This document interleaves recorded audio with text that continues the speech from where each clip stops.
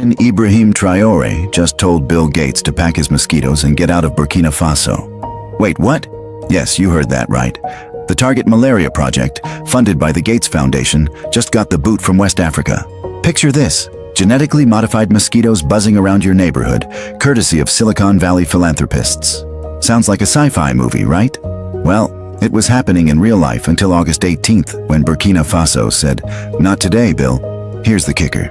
While these GMO mosquitoes were supposed to fight malaria, locals noticed something strange. Malaria cases actually spiked between 2019 and 2021. Coincidence? Welcome to This Week in Africa, your weekly live stream where we talk about all things happening in Africa. And today, the main story is Traoré saying no to the Bill Gates Foundation and to TINUBU in Nigeria, and Burkina Faso halts the malaria project, and Snubs Nigeria through the process of defense. So with that, before we get into today's stories, we do our introductions. I'll turn it over to my co-host before I introduce myself. Hello, everybody. My name is Gloria Ayo. I am the creator and host of The African Story. I love to talk about African history and, of course, also analyze current affairs, especially on This Week in Africa. Happy to be back. Yes, and we are happy to have you as always. And so we are back this week. We were off last week. And my name is Joe Hitago, founder of Authentic African. The goal is to bridge the gap between Africans on the continent and Africans in the diaspora. And we're trying to do one of three things with the platform: get people to visit, invest, and or move to the continent of Africa. So today we have a number of stories to go over, as we do every week. And as we saw at the top of the show, it's Burkina Faso is leading the stories. We have a few other stories that we will be responding to, reacting to, and giving you more insight into throughout the rest of the live stream. So we have Burkina Faso and Mali skipping the African defense talks in Nigeria. We're going to talk about the African Union urging the adoption of a world map showing the continent's actual size, the continent of Africa, that is. Uganda agreeing to take Trump's deportees. U.S. demands social media handles and Nigeria's response. Israel in talks to resettle Palestinians in South Sudan. And then the last major headline, and it's last but not least a really impactful one, is the impact of the U.S. aid cuts, USAID, the cuts that Trump did under his administration and the DOGE program, which, really is affecting countries on the continent of Africa. So let's get into the first story. So as you saw at the top, Burkina Faso's military leader has suspended Target Malaria, a Gates Foundation funded program aimed at curbing malaria by releasing genetically modified mosquitoes. Authorities ordered the project to halt all operations and destroy samples, citing sovereignty and safety concerns. The decision comes as anti-Western sentiment grows under the leader, Ibrahim Traoré, who has cut ties with the U.S. and France while moving closer to Russia. Critics and pro-Russian activists accuse the initiative of using Africans as guinea pigs and pushing hidden agendas of what some people would consider population control. That is speculation, to be clear. The suspension marks a major setback in global efforts to combat malaria, one of Africa's worst hit nations. So we'll start with a video, and then we'll have some commentary on the other side. From Burkina Faso, where the program to curb malaria, funded by billionaire Bill Gates, has been suspended by the military junta. Burkina Faso has halted a research initiative called Target Malaria, a Gates Foundation-funded project aimed at stopping the spread of the disease. Officials have ordered the program to cease all activities in the country and said that all scientific samples will be destroyed under strict protocols. Malaria remains one of the biggest killers in Africa, according to the World Health Organization. So we could go longer. The video is quite long, and if you guys want to watch it, the link is in the description in YouTube. But we know malaria is a big challenge on the continent of Africa. And you talk to folks who've lived on the continent, they have malaria all the time. I have a friend who works at an advertising agency that works with a brand that does work on an anti-malaria drug. It is huge. It is a huge issue, and it does cause major illness on the continent. Just to give that context for everybody who's watching and trying to understand what the Bill and Melinda Gates Foundation would be, or Bill Gates Foundation, I guess is what it's called now, would be doing there. So on that note, Gloria, what are your thoughts on Burkina Faso deciding to halt this program and destroy all the samples? Yeah, I think it's a very interesting direction that Burkina Faso has gone into. I think they were the first country to have this experiment. Yeah. And of course, we know all the theories, the conspiracy theories that are out there as it relates to Bill Gates. We've even addressed some of it here when we talked about the video with the Nigerian rapper MI, when we were talking about where they were basically endorsing GMO in a way. And of course, that came with a whole lot of backlash. So there have been questions around Bill Gates' interest and involvement on the continent. I would think that if people were so paranoid and not trusting, and it seemed like, and not the governments, because the governments clearly work hand in hand with Bill Gates. But when you have the populace and all these, even if there are rumors circulating around you, I would think you would kind of back off. But because I don't understand why you would be so concerned. And I'm not saying that he's not trying to help.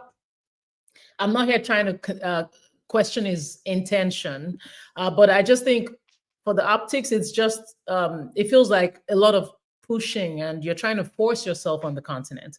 Now, in Burkina Faso's case, they did accept it initially, obviously pre-TRAORÉ. This was something they were looking into, but we know again the paranoia around saviors from the West coming in saying they want to help Africa. And critics have warned that rejecting this could worsen the malaria epidemic. I get it. And you've talked about the severity of malaria. It is a real epidemic on the continent. But these critics need to understand that there are sensitivities about scientific sovereignty, about ethical responsibility in Africa. International debates over gene drives and ecological ethics are not new. Yep. But this level of outright governmental rejection seems to add a dramatic layer, but there's a reason for it. Since taking power in 2022, Traoré's government has expelled UN officials. It's revoked licenses for foreign-backed NGOs. It's reoriented partnerships towards non-Western actors. So on one hand, the project, again, had regulatory approval. It had community consultation. But on the other hand, this move by TRAORÉ is showing that there is a mistrust of Western-led innovation, and perhaps what we could focus our energy on are locally developed, safer alternatives. We don't need Bill Gates to keep coming to the continent to save us. Thank you, Bill, but I think if the people are saying they don't want you, they don't. And again, if the governments are working with you hand in hand, I guess great for y'all and your partnership. But most Africans, or it seems a lot of Africans, have a lot of trust issues. And TRAORÉ seems to be one of the few people in government on the continent who's finally putting his foot down and saying, no, enough is enough. Yeah, absolutely. I would say that he's one of the few listening to the people of his country, right? I think that there's one of the biggest challenges you have in politics in general is that they don't listen to the people. They determine what the people deserve and need. It happens obviously in the United States, and it does happen all around the continent. And many times with these leaders, it has a lot to do with what they can line their pockets with. When the Gates Foundation comes in, they do come in with funding, right? So a lot of times people do deals with the Gates Foundation, not for the betterment of the people, but because of the funding that comes along with it. Now, as it pertains to Bill Gates, there's a lot of speculation about his intentions and things that he's done on the continent. Most of the time, it's not corroborated with evidence. But if you look at his history, pre the Gates Foundation, when he was, and pre Steve Ballmer taking over Microsoft, Bill Gates was a very much disliked CEO running Microsoft. He has completely rebranded himself, especially once he became friends with Warren Buffett. He seems friendly now, but there, if you guys look up footage of him doing these Senate committee hearings and talking about you know, anti-competitive practices and the way they were doing things in business, very robber baron-esque, you know, and the way, you know, Microsoft had to be, you know, the elements of it had to be broken up in the 90s. Just go look all that up. I think that's probably why there is some undertones of these feelings and beliefs about who he is, and maybe many people don't believe in his rebrand. I will say that there's a lot of speculation about him in population control, because he has mentioned the continent is overpopulated. He's mentioned the world is overpopulated. So I think that's why there's a lot of discontent and disbelief in what he's up to. There's even speculation about the vaccines that he's administered on the continent. Either way, the people of Burkina Faso have said they don't want him. People on the continent said they don't want Gates on the continent, and so it seems like Ibrahim Traoré has agreed and has decided not to work with him. Now, the question is, what exactly are these solutions that are going to be implemented to curb malaria? Because I will say that, you know, I don't know if all of you are familiar with what malaria is, but let me explain it to you. Because if you come to the continent and you get malaria, you need to know what it is. And if you know who people who get malaria often, you'll know why. So it comes from a mosquito bite mainly. And it's an infected mosquito that injects parasites into your bloodstream. The reason why people continue to get malaria is because when they take the medication that's supposed to eradicate those parasites, almost always when the symptoms are gone, they stop taking the medication and those parasites find themselves coming back again. So if you don't take care of it and you don't do preventative measures, you can continue to get malaria over and over again, because it's a parasite that's living in your bloodstream. It's really gross. Look it up if you want to find out more about it. And if you've ever lived on the continent or know anyone who has, you know, people who get malaria all the time. I can't tell you how many times my former caretaker, who you guys have heard me talk about, has had malaria. My mom has had it over 4 or 5 times when she lived on the continent. Knock on wood, I never got malaria while going to the continent, and I don't plan on it, but it is a major problem on the continent. I do just want to mention all that because I do think that there needs to be a solution. And if, you know, we don't agree that Bill Gates is the solution, then what is, and what are we going to be doing about it? Right. Anything else to add there? No, and that's why I said we need to look for our own alternatives. We have brains on the continent. There's no doubt about that. So what I would recommend is for governments to invest more in the people, invest more in the development of the people, and you'll have the solutions right there, you know, among the people. We have brains. People are so talented, so smart. So let's utilize that and, you know, advance science and technology, and we don't need Bill. End of. There it is. There it is. So yeah, and I think a bunch of people are in the same boat, feeling like they don't want to see Bill Gates on the continent. I think that there's a lot of speculation about who he is. You know, I'm just someone who, whether I know or not about the speculation, I'm not going to report on speculation. I would only report on what we know to be true. That's all I'm saying.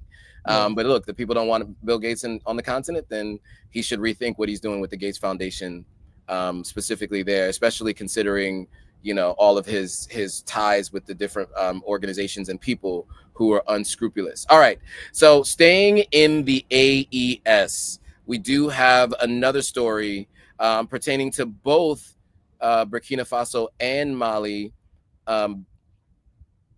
who skipped the Pan-African defense meeting in Nigeria. This is highlighting a growing rift between these Sahel nations and West African neighbors. The talks aimed at finding solutions for Africa's security needs were attended by Niger, the only one of the 3 Sahel states.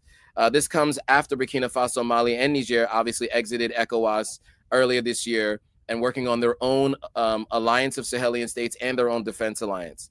So relations soured obviously after military coups in all three of these nations, and ECOWAS has been threatening and going back and forth with the Sahel ever since. It does seem as though there have been some talks, right? Mahama has had talks with them. Faye and Senegal has had talks with them. So there is talks between countries in the bloc and the AES. But this particular summit was not attended by two of the three major states in the Sahelian region. Let's go to this video and we'll have some commentary on the other side. And our attention to the Sahel nations. The junta-led Burkina Faso and Mali skipped a Pan-African defense meet hosted by Nigeria. Niger was the only Sahel nation present at the defense talks, hosted in Nigeria's capital Abuja on Monday. The talks are set to run through Wednesday and are aimed at finding homegrown solutions to Africa's defense needs. However, the absence of Burkina Faso and Mali at the meeting highlights the growing tensions between the junta-led Sahel nations and their West African neighbors. Earlier this year, in January, Burkina Faso, Mali, and Niger exited the regional bloc ECOWAS and formed their own alliance of Sahel states. This major breakup came after more than a year of diplomatic tensions. All right. So what are your thoughts on these two of the three states skipping this Pan-African defense meeting with TINUBU and friends in Nigeria and Abuja? Yeah, this is not the first time ECOWAS, let me even talk about ECOWAS largely, has experienced fracture. In the early 2000s, there were deep divisions over responses to the Ivorian Civil War. And the absence of these countries, Burkina Faso and Mali, was not an oversight. It was a deliberate snub, you know, basically proving that there is a widening rift between ECOWAS, which is led in spirit by Nigeria, even though TINUBU is no longer the chairman, and the AES. It wasn't just them skipping a conference. It was basically a bold rejection of Nigeria's leadership and a rejection of West African status quo. You know, not West African, but the West's status quo as far as Africa is concerned. Now, to understand the gravity of this absence, we really need to consider Nigeria's long-standing role, and this was why I mentioned ECOWAS, since its inception in 1975. So Nigeria has always provided the largest military contributions to peacekeeping missions. I mean, way back in the day with Liberia, there were forces from Nigeria and Liberia, ECOMOG, Sierra Leone, and now we saw what happened after the 2023 coup in Niger. We saw Nigeria jumped there and threatened. So under TINUBU, there's been a doubling down on this legacy. Nigeria is always quick to invoke sanctions, always quick to threaten force, and basically prove that it's the leader.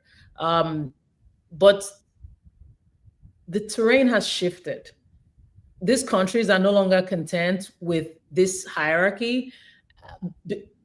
And they're not, I mean, even their people are not happy with the civilian governments. So that them snubbing TINUBU and not showing up for that at that conference is basically them sending a message that they have no interest. It goes beyond just the fracture. They have no interest in aligning with countries that are not for the people. I mean, these were people that when they took over power, there was a lot of support from their people. And that support was evident when we saw that march for TRAORÉ throughout the world just recently. So if they showed up, it would almost be like they're agreeing with things that these governments are doing that the people are not happy with. So going the opposite route was basically to send a big message. Agreed, 100%. Yeah, and so, look, Burkina Faso and Mali do not directly border with Nigeria. Niger does. So there are some lines where these insurgent groups, especially in the north of Nigeria and in the south of Niger, where they overlap on lands. So I could see why Niger would show up, just because they have to cooperate with Nigeria in many cases to try to work on quelling these insurgent groups and these actors. And there's all kinds of speculation as to where they come from and who is actually sponsoring them. But at the very least, there's a need to be able to fight against them. And so I think Mali and Burkina Faso, they're working with Niger to work on, because they have borders that connect with each other, right? So they're working on their own problems separately. And I can see why Niger would go, as I said, because they're connected to, directly connected. And I'll show you guys on screen, you know, kind of how it looks. So for those of you who don't know West African geography, which, you know, I don't expect anyone here to, because, you know, many of us are US born, or at least US educated. So you can see here, obviously Niger is here, Nigeria is here. So they do share a border. And a lot of these groups are in the northern parts of Nigeria, Boko Haram, etc., right? And so, and Niger obviously borders Nigeria, so it makes sense that they were there. Burkina Faso and Mali are over here, and so they don't border directly with Nigeria. So even in terms of practical need to be there, they may feel like there may not be a need there, just specifically to deal with these defense groups, especially since these three countries have come up with their own defense alliance, right? That's just me thinking out loud and my thoughts there. I think that I can understand why they may, outside of all the other reasons that Gloria just mentioned, practically, they may not feel like it necessarily makes sense. Now, beyond that, I mean, you know, Nigeria, we're not going to get a chance to report on it today, but there's some stories over the last weeks with Nigeria, arresting and bombing some of these insurgent groups. And so they've been on the offensive, and it seems like they're having some success, really starting to, you know, push back some of these groups within their own borders. And so it probably does make sense for Niger to be there. So of the three Sahelian states, that's probably why Niger decided to go, even though the other two did not. So beyond that, moving on to the next story. And guys, by the way, if you have any thoughts on any of these stories, please put them in the comments below. We'd love to hear from you guys and your thoughts. You know, because you're always very thoughtful. You're always very thoughtful in your responses to these stories. So that's really, you know, we're leaving the Sahelian region and moving on to the United Nations and their campaign to end the use of the maps that were done in the 16th century, the Mercator maps. But before we talk about what the UN is looking to do, let's hear from the Gloria Ayo on the history of the maps and how they came to be. This has to be the biggest scam in the history of geography. Why does Africa look so small on the map? No wonder some people think it is a country. But I digress. I am the African storyteller, Miss Giving You What You Need, Gloria Ayo, and I present Africa to Africans, Africa to the world, and the world to Africa. Meet Gerardus Mercator, a European cartographer who created a map in 1569 known as the Mercator projection, which most of the world uses. But you see, the map was never meant to show accurate land sizes. It was built to help European sailors navigate the seas. But guess what? It enlarged Europe and North America, making them look powerful. And it reduced Africa. Meanwhile, Greenland looks almost the size of Africa on the map, when in reality, Africa is over 14 times bigger. You can fit the US, China, India, and most of Europe inside it, and still have room. Wow. So the map lied. In 1974, a German historian named Arno Peters introduced the new map known as the Peters projection. This map challenged the old colonial distortions, so of course it was controversial. As you can see, the map did stretch the shapes of continents, but at least to show their true size. And when you shrink a whole continent on a map, you shrink it in people's minds. This is why some think that Africa, the second largest continent on Earth, is so small that some even call it a country. Let's talk about that next. So turn on post notifications now and follow at the Gloria Ayo on all social media platforms. Yes, make sure you follow the Gloria Ayo on all social media platforms. So Gloria, let's get some background on the Mercator map before we get into what the UN is proposing. Yeah, and as someone mentioned here that Dr. Jane Elliott, the European descent, very well known. She goes viral all the time from videos from the 90s who talked about this. And there was a documentary I think shot, and she was asked specifically about this. But yeah, I'd love to hear your thoughts on just the history of the map, and then we'll get into the story about the UN. The UN or the AU? AU, sorry, I said the UN, the African Union. We sorry. wish, but yes, yeah. African Union, But, the AU. yeah. Now, basically, I mean, this is clearly a relic of colonial era worldview. This goes beyond, and I'm saying this to those who think that Africa has bigger problems. Usually people from outside the continent tell us, you know, Caucasian people having the audacity to say that we have bigger problems than worrying about a map, and the map was done that way because of the sailors, etc. But no, this goes beyond. You know, it's not even just about updating our classrooms. It's a very powerful step towards reclaiming our narrative and our agency. This is not a new debate, as I said in that video. The Gall-Peters projection was actually proposed in 1974, and it was aiming to correct this size distortion. It was all about, you know, seeking fairness and just reshaping those post-colonial perspectives. But when you flatten, or when you have a map that seems so distorted, why can't we just simply fix the map? Why can't we do that? And I'm happy that the African Union is now, you know, interested in the equal Earth projection, aiming to preserve this size proportion, and just having that shape realism. And I hope they sustain it. We appreciate what the African Union is doing. I've seen even some Africans say, dude, we have bigger fish to fry. There's corruption on the continent. There's insecurity. Why are you worried about a map? But I do think it starts from here. And I think everything can be right. But at the end of the day, maps do shape how we see the world, from the classrooms to the media to international policy. If Africa appears smaller on a map, that does, as I said in that video, affect how people perceive its importance, be it consciously or not. So the AU stance is not about denying global history. It's just basically a plea for fairness, you know, a visual recalibration that aligns how Africa is seen with the reality of its landmass, its people, and its potential. Yeah, well put, and I agree with you 100%. I mean, look, there are many problems that the continent has, and this is one of them. You know, my entire life up until about 10 years ago, I was under the assumption that that was Africa's true size, right? I had no idea that it wasn't the size of Greenland.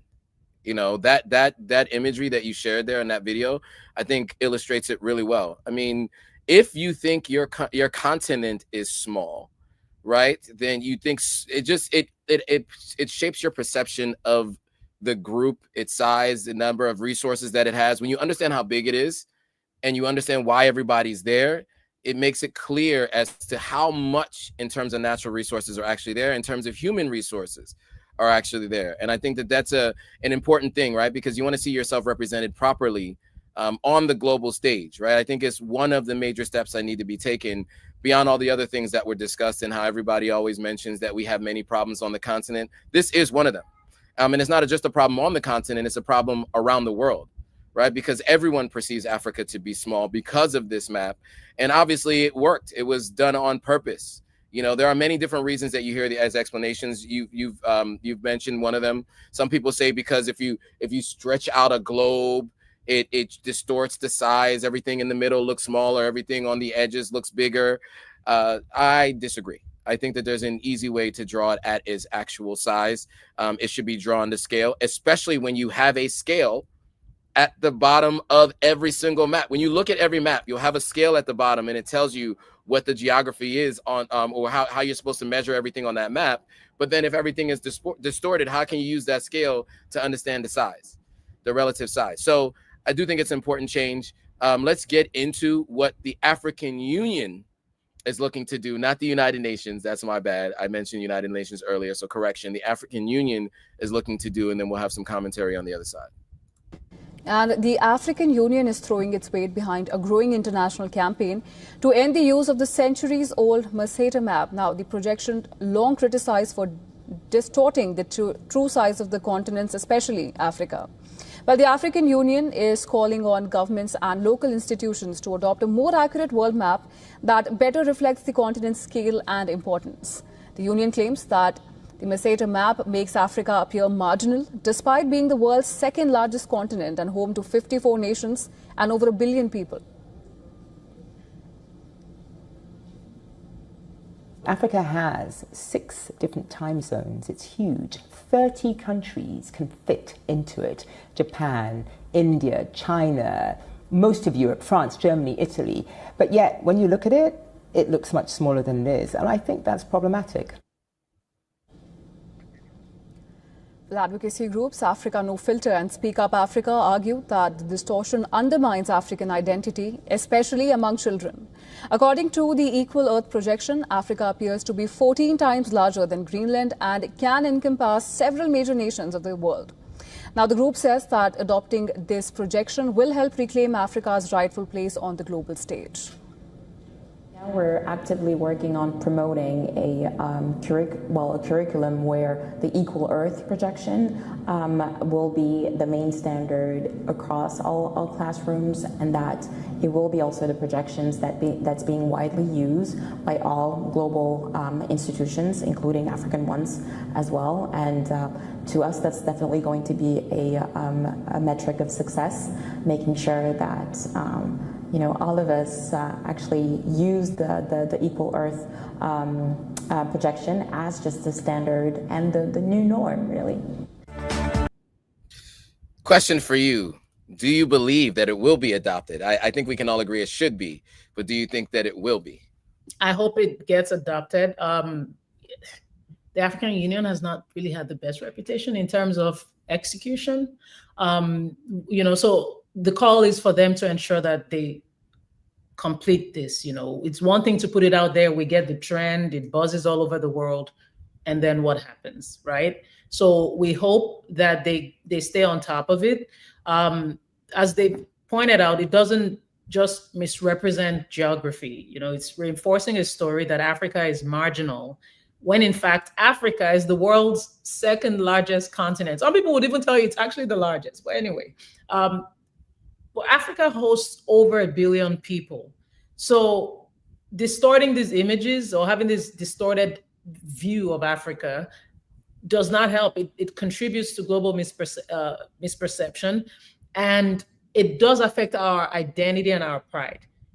So they reference children learning geography in classrooms. It is important that children are aware. For instance, children of African descendants throughout the world, they need to be able to see Africa for what it is. And even from an economic standpoint, just imagine the potential for sponsors. Can you imagine what we would have lost if people are able to see Africa for what it is? That would attract investment, because people want to go where people are. Right. So yes, it goes beyond just, why is it so convenient if you're insisting that we're not supposed to change things? It was done deliberately. It's so unrealistic expecting. Well, why should we bear the brunt of that? Mm-hmm. Why don't you find a way to reduce your own continent and make room for Africa on the map? I don't understand it. Yeah, I agree. And, look, to that point, I mean, will it be adopted is a question. Can we even get all 54 countries on the continent to adopt a new curriculum that includes this, let alone other countries outside the United States, especially outside of the continent, especially the United States, considering the changes and adoptions that they're making to American history in the curriculum in schools today. So it's a very big task, but it's necessary. And so at the very least, if these are what's sold around the world, right, if you can start to replace the maps and the globes that people purchase, I think that's a step in the right direction. It is going to take a lot of work. I mean, it's already been 500 or so years since this first version of the map has been in place. So it may take another 500 years before we make the corrections. But I think at the time to start is now, right? And if it's made public, we can at least open the eyes for people, and hopefully we can start to take action moving forward. I'm cautiously optimistic, that it will be adopted in some places, but I'm not too sure that it will actually be adopted widely. But fingers crossed, and it's going to be on us to kind of continue to push the narrative to ensure that it does happen. All right, moving on to Uganda agreeing to take on Trump's deportees in the latest migrant deal. So Uganda has confirmed it will receive migrants who were denied asylum in the United States under a new third country deportation agreement. Kampala says the deal is a temporary measure and comes with strict conditions, excluding unaccompanied minors and individuals with criminal records. So again, children without their parents will not be sent there, and people with criminal records will not be sent. But children with parents can be sent there, and those who don't have criminal records can be sent there.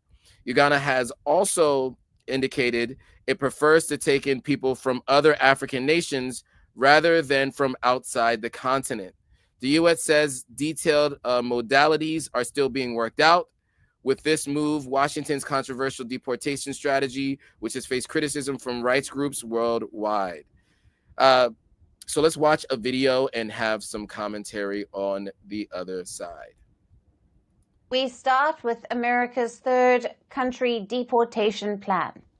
The Trump administration has been actively sending migrants to countries other than their origin, including African nations like South Sudan, Rwanda, and Eswatini. Now Uganda has also joined the list. Uganda has agreed to receive migrants who do not qualify to remain in the United States. The agreement covers third country nationals who may be denied asylum in the US, but are reluctant or concerned about returning to their countries of origin. Uganda says this is a temporary arrangement with conditions that individuals with criminal records and unaccompanied minors will not be accepted. Kampala also prefers that most of those transferred should be from African countries. Both parties are now working out the detailed modalities of how the agreement will be implemented. So I see that it said Uganda prefers that they come from other African countries, but the question is, will it only be people that come from other African countries? We've seen in the past that the United States in these third-party deals do not focus just on continent of origin. So what are your thoughts on Uganda being, what is it, the third country now to accept this third-party migration process with the American administration? I think you're on mute. My bad, y'all.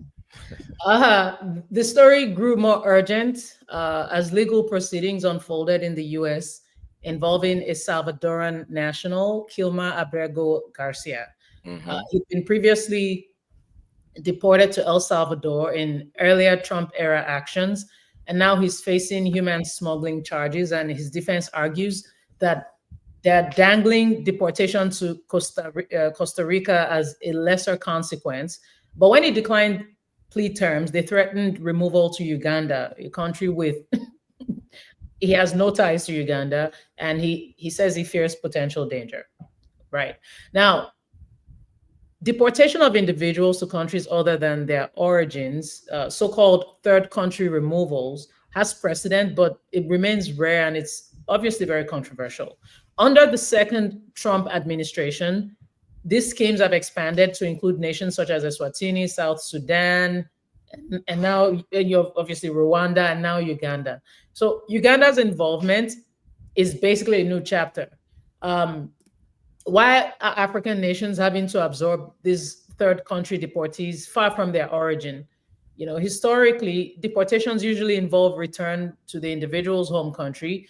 And for Uganda, there's no well-known precedent of, you know, having to accept unrelated deportees, not in recent decades anyway. So this deal is striking for that reason. And obviously for the internal sensitivity in Uganda, Uganda already hosts 2 million refugees from neighboring crises, South Sudan, the DRC, Sudan. So there's obviously going to be even more stringent demands on resources and governance. Yeah, it seems like just a few deportees at a time, but it seems like something that's going to be a pattern.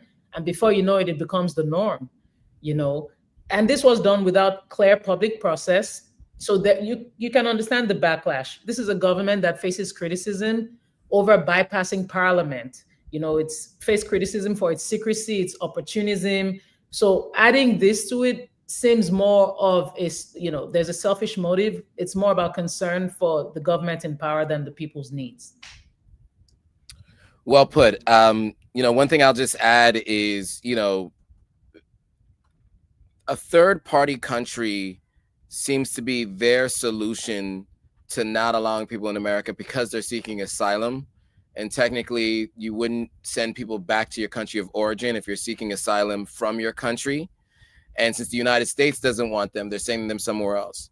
I would think countries that are more culturally similar would at least make sense if this is the route you're planning to take.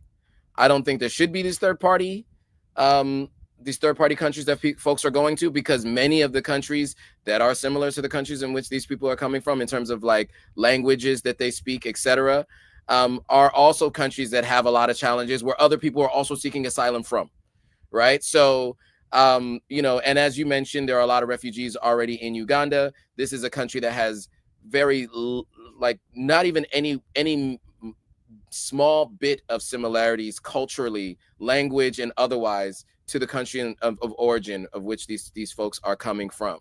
So yeah, I mean, I think there are a lot of missteps in this process. It seems to not make any sense whatsoever. But I think, you know, when you make a promise to your constituency and you say this is what you're going to do, then you're going to do it.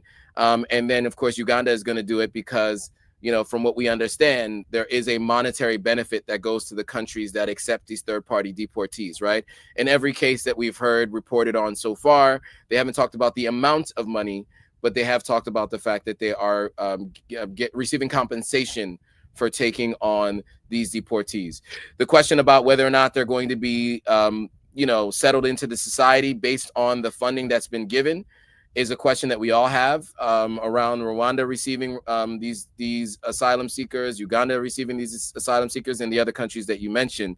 I have a lot of questions as to whether or not they will have some kind of assimilation into society, programs that'll help them get on their feet, get citizenship, get jobs, because money was given for that should be given for that process. But unlikely that's going to happen, and they will end up in a situation where they would be seeking asylum again, just in a new country that is more foreign than the country of origin. With that being said, we're sticking to the U.S. in the U.S. policy, and the U.S. demanding social media handles for travelers who are getting visas coming to America, and the 5 years of social media history will be reviewed, and Nigeria retaliating. So the Nigerian government has vowed to respond in kind to the new U.S. visa policy requiring applicants to submit 5 years of social media history. The Ministry of Foreign Affairs described the directive as intrusive, stressing that the restrictions placed on Nigerians will be mirrored for American citizens seeking entry into Nigeria. An interagency meeting involving the Ministry of Interior, Foreign Affairs, and the National Intelligence Agency is underway to finalize the country's stance. Nigerian U.S. citizen in the video that we're going to watch shared his views on this. It'd be interesting. I'm interested to hear your thoughts on his views, but we'll get that in a second. But just as a reminder, the U.S. State Department is requiring all visa applicants to provide their social media identifiers for the past 5 years on both immigrant and non-immigrant visa forms. This measure has been in place. Technically, they say, or a version of it has been in place since 2019. It's used for visa screening and vetting, but recently Secretary of State Marco Rubio directed U.S. missions worldwide to implement additional screening measures, particularly for J visas, exchange visas, and student visas. Non-compliance could lead to visa rejection or blacklisting. There is a lot of talk about what they are looking for. Many times they'll say they're looking for anti-American sentiment. I've heard a lot that they're looking for anti-Israeli sentiment as well. And these are all reasons that you can get denied and or turned away when you reach American shores. We have a video, and we will give some commentary on the other side. And Nigerian U.S. citizen Ejike Okpa joins me now to look at the likely implication of the visa policy clash between Nigeria and the United States. Mr. Ejike, it's good to have you. Welcome. As a dual citizen, how do you interpret the U.S. government's decision to mandate 5 years of social media history from Nigerian visa applicants? Is this a legitimate security move or just discriminatory overreach? I mean, thank you for having me. Any of those concerns of yours, can be taken as legitimate. But the thing is, remember, visa is a privilege. So if you come into somebody's home or country, they reserve the right as to what they want to see when you come in as a guest. If you look at the history of visa in America, there's always been changes. There was a time, when I came, there was the need for affidavit of financial support, and my father wanted for me to get visa, and so that's just things keep changing. Now that you have social media, people want to see what has been the attitude or the comment of somebody who wants to come into your home. I mean, don't you want to know that? If they've been anti-you, they have been wanting to come in here and hurt you. So I don't think it's not an overreach. If Nigeria wants to counter, Nigeria has the right to do it. But if they don't want to do it, that's fine. This is about the students coming in here, and the students are not coming as Nigerian scholarships. They are coming out as individuals. So if they feel this will be an impediment for them, then they shouldn't come, and they should exercise any other option they have. That video is much longer. It's about 18 minutes long. So again, the link is in the description if you guys want to watch the full video. But Gloria, so your thoughts on his commentary and also Nigeria's, mirroring these visa restrictions for those who are looking to get visas to Nigeria from the United States? Well, I would definitely fail the test if they ever asked for my social media handles for the past 5 years. I would definitely be rejected a visa per Trump's requirements. But on a serious note, this is just basically digital scrutiny of applicants. Now you're looking at social media activity for anti-American behavior. What exactly constitutes this? Are we saying now that people are not allowed to give criticism to your government? Would that count, or will that be used against people? And obviously I get the whole security angle. If it has to do with terrorism, I get that. And of course, there's also the big question of anti-Semitism. Are people allowed to express? For instance, if somebody is speaking against the war in Gaza, are people allowed to express their thoughts without you saying that they do not like, a certain group of people? Are people allowed socially to express themselves? But anyway, we know there are precedents. It's not the first time Trump, I think in his first term, they flirted with the idea of reviewing people's social media accounts. Yep. It goes all the way back. Obviously, we think of like World Wars I and II, and how the U.S. immigration policy actually targeted ethnic groups based on their political beliefs, their ideology, or their presumed loyalty, obviously with Soviet Union, etc. So obviously this one is more digital.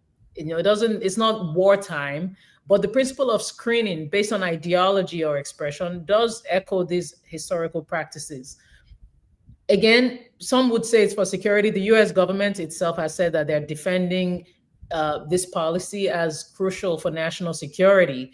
But on the other hand, this actually crosses into surveillance. You're chilling free speech, and this will clearly unfairly affect Nigerians who express political or social criticism. Educators, business travelers, and students may feel targeted or deterred. So some do view this as part of a broader tightening of US immigration policy that disproportionately impacts African applicants, such as Nigerian applicants.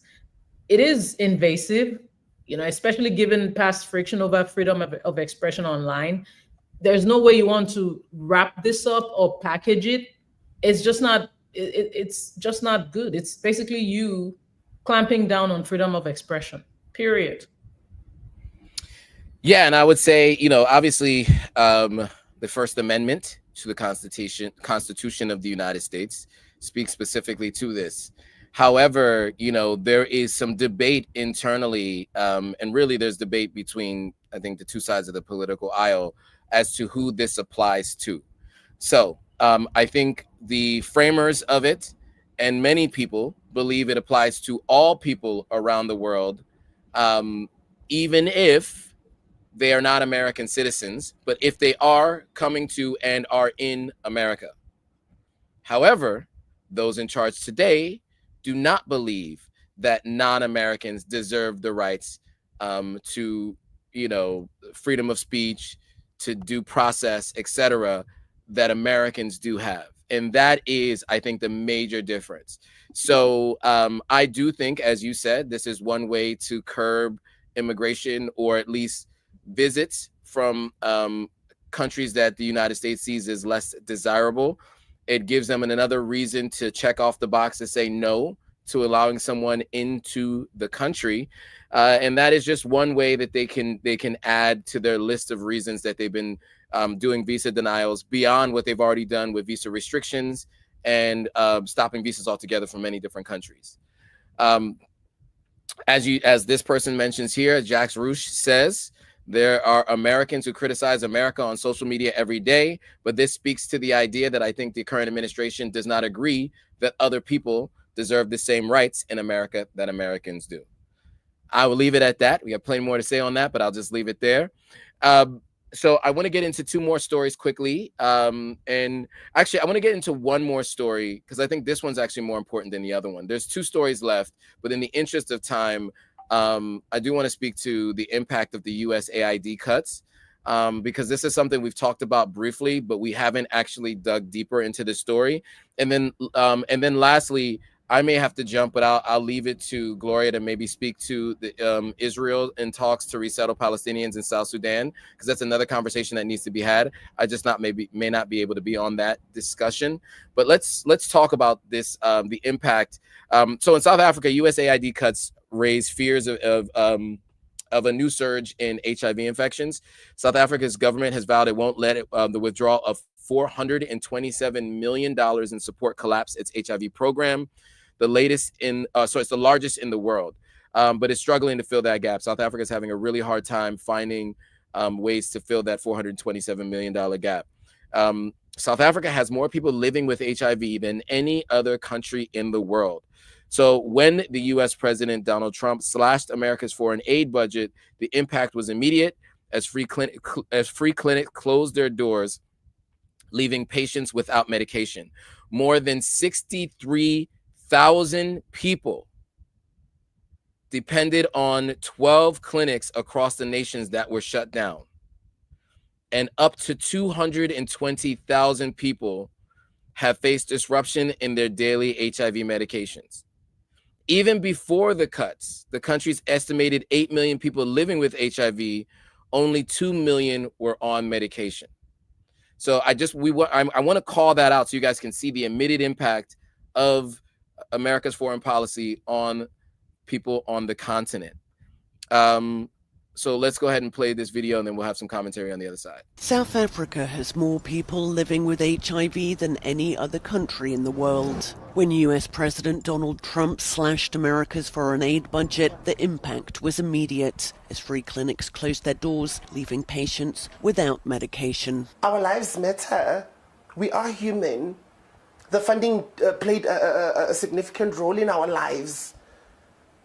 The clinic would come to my apartment, give me services there. They would come test me in my home every 3 months, give me my refill. I would only go to the clinic for my prescription. Whenever I needed condoms or lubricant, the clinic was there to give me. Patients say they've been forced to buy HIV medication on the black market. So, your thoughts on the cuts and its immediate impact on South Africa? Yeah, this is a story that actually touches real people. You know, progress that has been built over 2 decades is now unraveling before our eyes. The legacy, the pattern or what was set, things that were put in place, the systems that were put in place previously are now being undone, right? And what people need to understand is that this risk actually could extend globally. Dismantling US aid and PEPFAR could result in 2.9 million HIV-related deaths, a lot of new infections, and as many as 14 million additional deaths across health causes by 2030. We may think it's just affecting Africa, but this could affect the globe. Now, this isn't to say I am for reliance on the West when it comes to programs like US aid. No, I'm not. I would rather we're self-sufficient. And I think that's the big moral that we can all draw from all of this. There was an HIV vaccine trial that had been dubbed brilliant prior to this suspension that was done. And now all that had to stop. Of course, that would now cause job losses. Labs have gone dormant. This innovation that was very promising has been suspended. So again, this could affect the globe. And it is time for African leaders to prioritize. I can't emphasize enough that we have all it takes to be self-sufficient. Mm-hmm. Africa has the resources. Why can't you take care of people's health?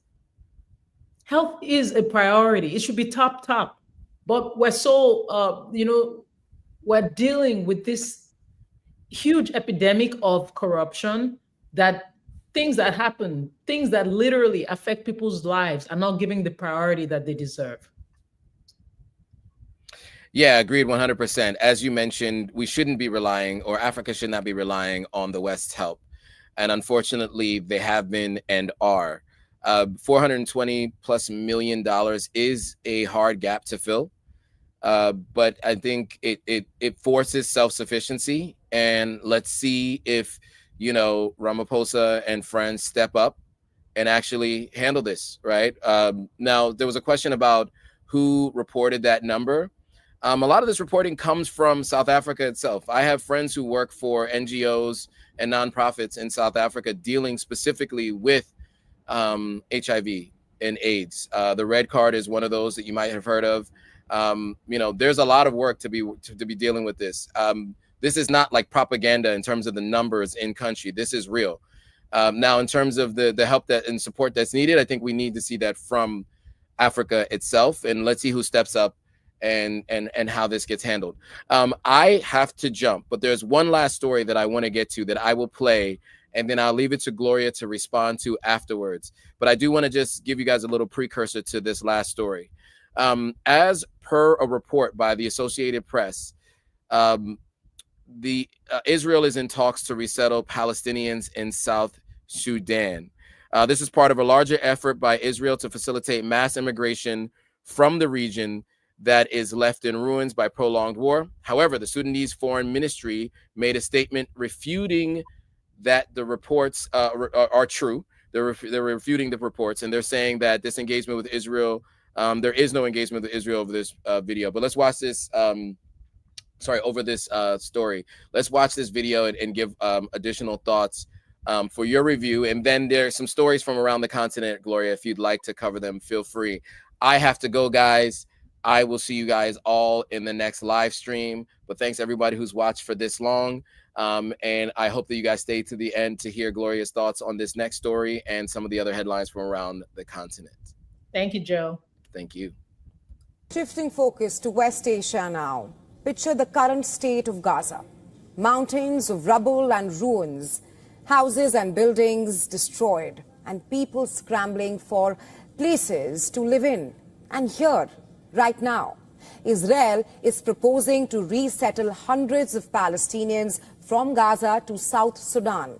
As per report by the Associated Press, this is a part of a larger effort by Israel to facilitate mass emigration from a region that is left in ruins by prolonged war to another. However, the Sudanese Foreign Ministry made a statement refuting the reports of its engagement with Israel over this issue. As per Israeli Prime Minister Benjamin Netanyahu, the resettlement plan is in line with US President Donald Trump's vision of relocating much of Gaza's population through what is referred to as voluntary migration. However, Palestinian rights groups warn that this could amount to expulsion by force and further violate international law. However, this is not the first time. Earlier too, Israel floated similar resettlement proposals with other African nations, such as Somalia and the breakaway region of Somalia known as Somaliland. However, such a plan has been met with global criticism, given how most of these areas grapple with poverty, hunger, and other humanitarian issues. Countries like Egypt, with which Gaza shares a border, opposed the resettlement plan of Gaza, fearing an influx of refugees into its own land. So why is Israel thinking to zero in on Sudan now? For South Sudan, this deal has been proposed as an opportunity to help build closer ties to Israel, and in the same breath with the United States of America as well.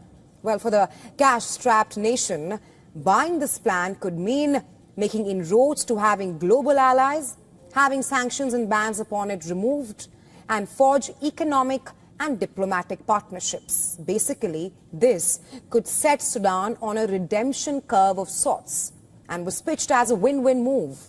But the question is, how feasible is it even to move Gaza's population of roughly 2 million people in proposed makeshift camps? As of now, the details are yet to be chalked out. Besides that, there are ethnic and religious differences between the Palestinian and the Sudanese communities that need addressing before they could perhaps coexist. Besides that, Sudan's long and painful history of recovering from a post-independent civil war that claimed lives of nearly 400,000 people left parts of the country facing famine. Therefore, questions arise. Number one, how could Sudan, a region torn with famine, possibly accommodate starving Gazans and make their lives any better? Experts ask, will this be a final nail in the coffin as far as Bibi's Gaza takeover or erasure plan is concerned? With former Israeli general now slamming the Gaza occupation plan as both futile and costly. Right, all right. Again, the conversation around third country resettlements. Obviously, this has caused a lot of alarm throughout the globe. South Sudan, and I think it's very important we mention that or emphasize that South Sudan's foreign minister has labeled all these reports as baseless. He's insisting that no agreement or discussion regarding relocation has taken place. Meanwhile, some Israeli officials have offered something that's conflicting to what the foreign ministry is saying in South Sudan. The deputy foreign minister in Israel, for instance, has said that there are discussions focusing on humanitarian and multilateral issues, but not on resettlement. But either way, it's just caused a whole lot of alarm, as I just said. Palestinians and their leaders have strongly rejected the idea. They've called it another Nakba. Nakba means catastrophe. And this is in reference to the 1948 displacement, which has been extremely controversial. Civil society groups have warned that moving these civilians from a war-torn area to another war-torn area, as we know, South Sudan itself is grappling with post-civil war instability. It's grappling with famine. There are deep, the report actually referenced this, there are deep religious ethnic tensions. And all this could actually amount to another forced expulsion violation of international law. So this proposal is, again, a third-party resettlement. And it's basically about now, back to the conversation of Africa becoming a dumping ground for these countries. Earlier in 2025, the Trump administration had floated relocation up to 1 million Gazans to Libya in exchange for unfrozen Libyan funds. Other nations such as Sudan, Somalia, and the breakaway region of Somaliland were reportedly approached as possible hosts, but none of them openly agreed. So from South Sudan's perspective, the country is economically fragile, it's deeply indebted, and it's reliant on aid. So some are seeing this, or they may think they see, or they may see potential diplomatic or financial incentives in aligning with Israel and the US, particularly amid this US, these US visa bans and sanctions on certain elites. But internally, it's just not a good look, because the conflicts, you have the Sunni Christian Muslim dynamics, and now you're going to host, or you're going to have a country host displaced Palestinians. This will definitely ignite tensions. Please let us know your thoughts in the comments, and we'll be more than happy to share them. And somebody wrote, all comments by me present post and future, all comments by me present past and future purely theoretical speculation. We appreciate those comments nonetheless. Keep them coming. I like to read when people disagree and when people agree, or when things seem controversial. We're extremely open to your comments, so thank you very much. Now I'm going to very quickly go down. We have 5 news around Africa that I would just like to share. And of course, feel free to do your own research if you would like more details on this. Let's start with France. This is a very big one. So France is set to return stolen human remains. Well, it has actually returned skulls to Madagascar, including the skull. It was so it goes back to 1897 after the French colonial killings of King Toera and 2 of his, I think, ministers or chiefs. And France actually housed these remains for over a century. Can you just imagine that? But anyway, now they've returned the skulls, and the anniversary of that unaliving of the king was actually, I think it's tomorrow, which will be August 29. So they're going to actually now have a funeral for the king, and they'll finally bury that. But can you just imagine how, the horror of colonization, to actually take human parts and display them? That is some sick stuff. Just sick. But anyway, another story: peace talks between the M23 rebel group and the government of the DRC have resumed in Qatar. We've talked about this on the show. It's like we saw it, things were not tight, and it's not just enough for the US to step in, but there's still been tension. So the peace talks have been suspended, or they've been delayed, and now they're resuming those talks. So just an FYI. Japan is intensifying its strategic outreach to Africa with a new summit aimed at boosting economic partnerships and expanding its influence across the continent. Everybody sees what, they've seen Turkey's influence, they've seen China's influence, they've seen Russia's influence. So like I said, we're open to partnerships, and as long as it's respectful and you focus on trade versus aid, because with aid, we know the things that are happening behind the scenes. We would rather have a great partnership that helps dignify us or keeps our dignity intact. We're not looking for handouts, because Africa has everything it needs. In Kenya, so I don't know if you remember the story of the cult, the religious cult that happened with the cult leader, Paul Mackenzie. Well, guess what? They're actually finding more bodies. Isn't that sad? And Mackenzie actually remains in custody. And now reports are suggesting that he may still be influential from where he is. So now they found another group of bodies, and chances are there might be a third one. So if you missed this, if you're not familiar with the story, there was like mass starvation with this religious cult that had people just unalived or unaliving themselves to, through starvation. And to think that this still hasn't, been contained is really sad. And this is where the Kenyan government has to really step up. You're coming for people who are protesting things in your government they don't like, but this is actually also something that needs to be attended to. You can't just lock a man away and he still somehow has access to the outside. Make it make sense. Finally, the British military has agreed to compensate Kenyan civilians that were affected by a massive wildfire, which was actually caused during a training exercise in 2021. That fire burned for days on private and community lands. It destroyed homes, livestock, and environmental resources. So after pressure from local leaders and advocacy groups, the UK has finally agreed to a settlement package. But again, feel free to check out any of these stories, but that's basically it on headlines throughout Africa. Afua Wana wrote, hold these European countries accountable before going after Kenya. Great point. Great point. 6 million Black Africans unalived in DRC since 1996 to 2025. Not a word from the world. Thank you for pointing that out. You also added barbarism gone unchecked. Insane. I know, right?